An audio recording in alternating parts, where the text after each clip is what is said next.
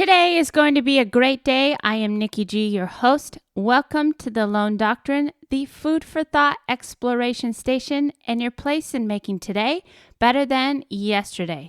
We keep it short, simple, actionable, and practical because time is limited.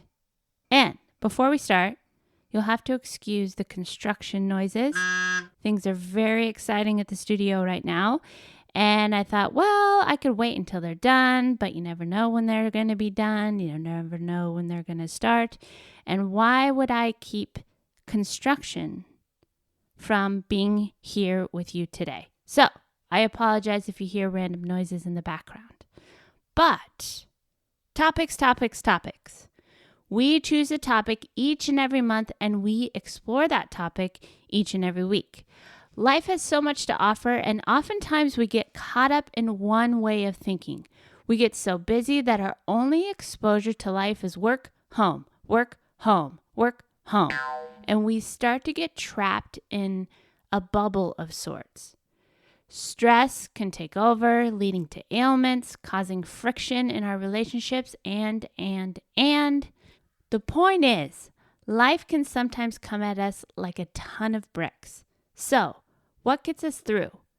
We address a lot of different self-growth aspects, and although if you're a dedicated listener, I'll keep saying this is important and this is important. But this, the topic of the month, is really, really important, and that is resiliency. Our success, our longevity, finding that peace of mind is our ability to get up, stand up, and keep moving in the direction of our betterment, no matter how hard or how heavy it gets. Resilience. What is resilience? As I explored, there's so many different definitions and outlooks on the topic of resiliency that can be either physical or mental. One I found that touches on what we'll be talking about is cultivating emotional resiliency by emotional healing. Being emotionally and mentally healthy doesn't mean never going through bad times or experiencing emotional problems. We all go through disappointments, loss, and change. And while these are normal parts of life, they can still cause sadness, anxiety, and stress.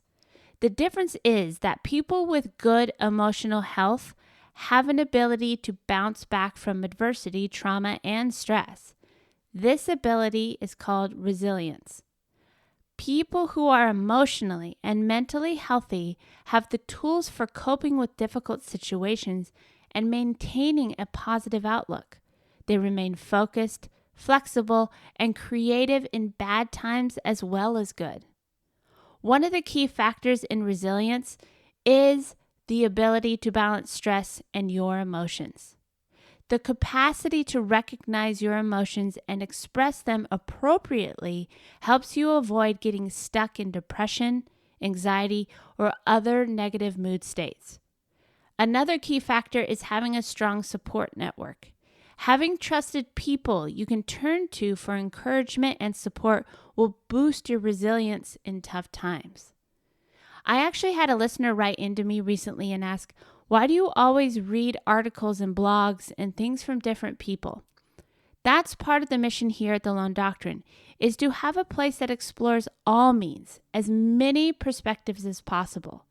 Your exploration station that allows you to find what works for you. I'm human, and I will humbly admit I don't know everything. If you find someone who claims to know everything, be very wary. No one knows everything. So as I read that outlook on resiliency, how did it resonate with you? Did anything stand out? One of the best things we can do for our well-being is remaining open, and as you read, listen, or even have conversation with friends and strangers alike, we can gather our seeds of greatness. Most of us grew up in a system of it should be one way or the other, this way or that way, my way or the highway, which couldn't be farther from the truth. No one person is the same. So how do we expect one thing, one way to work for us all? Even if you only take one thing away from a book, from a podcast, or even a conversation, it's worth it because it's then you can keep adding to your betterment. The more able we become, the more resilient we are.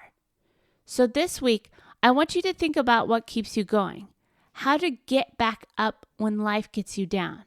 Whether it's in life, in your career, for your loved ones, we succeed by continuing forward. Here's some great reminders. If we have any sports fans out there, I'm sure most of you know who Michael Jordan is. He's one of the most influential and famous basketball players of our time. But he was devastated when he was cut from his own high school varsity basketball team sophomore year. It's a good thing failure only inspired him to work harder. Here's what he said about failure. I have missed more than 9,000 shots in my career. I have lost almost 300 games. On 26 occasions, I have been entrusted to take the game-winning shot, and I missed. I have failed over and over and over again in my life, and that is why I succeeded. Steve Jobs, if you're not familiar with him, he was, rest in peace, the owner of Apple. But he also failed with Next Computer Company and the Lisa computer. When Jobs returned to Apple, he led the business to become the most profitable company in the U.S. And get this, if you're a fan of Disney, no one wanted to hire Walt Disney as an artist. So his brother got him a temporary job. Walt's first animation studio went bankrupt. He went on to co-found the Walt Disney Company. And I'm not sure there isn't one person who doesn't know something associated with Disney all around the world. Did you know that the Leaning Tower of Pisa wasn't supposed to be leaning? But if it were straight, it probably wouldn't be such a popular tourist attraction. Did you know that the Beatles were rejected by numerous record labels and been told that guitar groups are on the way out and the Beatles have no future in show business? The Beatles did wind up getting signed by a record label. The Beatles sold more singles in the UK than anyone else, and the Beatles have moved more units in the US than any other group. And did you know that after only 7.5 months, Oprah Winfrey was fired from her job co-anchoring the 6 p.m. news at Baltimore's WJZ? Something about not being the right fit? Here's what Oprah said. I once went back after covering a family that had been burned out and brought them some of my blankets and stuff. And the assistant news director told me that if I did that again and they found out about it, I could be fired because I was involving myself in other people's stories, which is true. You're there to cover the story, not get involved in it. But Oprah, because of her kindness, became a media billionaire, hosted the highest-ranking TV show of its kind in history, and is an incredible influence in getting involved in other people's stories to help them. And here's a fun one that you might not know. Milton's Hershey's chocolate business was his third business.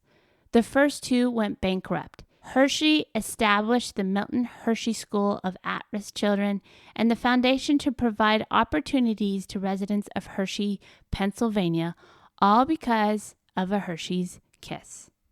These are just a handful of people who kept going, who didn't let life, their so-called failures, keep them down.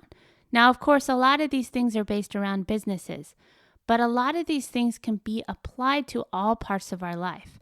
Success isn't just career-based, but it's the resilience in your personal life and your personal relationships. How are you going to stand back up?